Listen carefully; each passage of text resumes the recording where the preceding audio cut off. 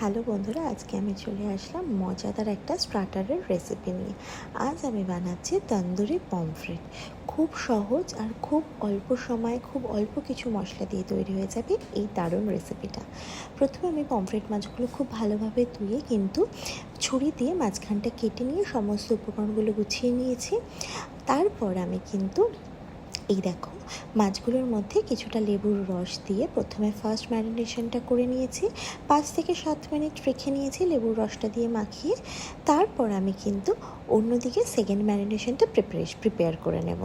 তার জন্য একটা টক দইয়ের মধ্যে, টক দইটা কিন্তু জল ঝরানো, তার মধ্যে বেসিক গুঁড়ো মশলা, ধনে, জিরে, গরম মশলা, হলুদ, লাল লঙ্কার গুঁড়ো, তারপর এখানে কিছুটা বেসন দিয়েছি, আর তার সাথে কিন্তু সর্ষের তেল দিয়ে খুব ভালো একটা পেস্ট বানিয়ে পেস্টটা কিন্তু মাছের ওপর দিয়ে দিয়েছি।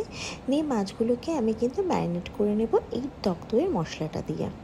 মাছগুলো ম্যারিনেট করে আমি কিন্তু প্রায় 8 ঘন্টা থেকে 40 মিনিট রেখে দিয়েছি। খুব ভালোভাবে ম্যারিনেশনটা কিন্তু প্রয়োজন, আর লেবুর রসটা দেওয়া কিন্তু ভীষণ ইম্পর্টেন্ট, নয়তো একটা সামুদ্রিক মাছের গন্ধ থেকে যায়। প্যানটা খুব ভালোভাবে গরম করে কিছুটা সর্ষের তেল আর অল্প একটুখানি ঘি দিয়ে ভালোভাবে গরম করে আমি কিন্তু ম্যারিনেটেড মাছগুলো এক এক করে কিন্তু আমি তেলের উপরে ছেড়ে দিয়েছি। আমি প্রত্যেক কটা মাছ তেলের উপরে দিয়ে বেশ কিছুক্ষণ সময় নিয়ে আমি কিন্তু মাছটাকে ফ্রাই হতে দেব। মাছটার এক পাশ যখন ফ্রাই হয়ে যাবে তখন কিন্তু আমি একটা টং দিয়ে মাছটাকে উল্টে দিয়েছি। টং দিয়ে করলে মাছের গায়ের মশলাটা পুড়ে যাবে না, আর মাছটাও কিন্তু ভেঙে যাবে না। টঙের সাহায্যেই করবে, আর যদি তোমরা মনে করো স্প্যাচুলা দিয়ে উল্টাতে পারবে তাহলে তোমরা সেটাও করতে পারো। এই দেখো, মাছের অন্য দিকটা খুব ভালোভাবে ক্রিস্পি হয়ে গেছে। তারপর কিন্তু আমি মাছগুলোকে ভালোভাবে উল্টে পাল্টে বেশ কিছুক্ষণ হাই হিটে ভেজে নিয়ে আমি কিন্তু মাছগুলোকে সার্ভ করে দেব।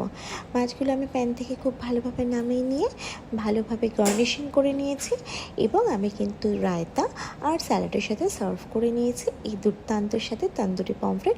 ভিডিওটা ভালো লাগলে তোমরা প্লিজ চ্যানেলটাকে সাবস্ক্রাইব করে দিও, আর এইভাবেই সাথে থেকে অন্য ভিডিও দেখার অপেক্ষায়।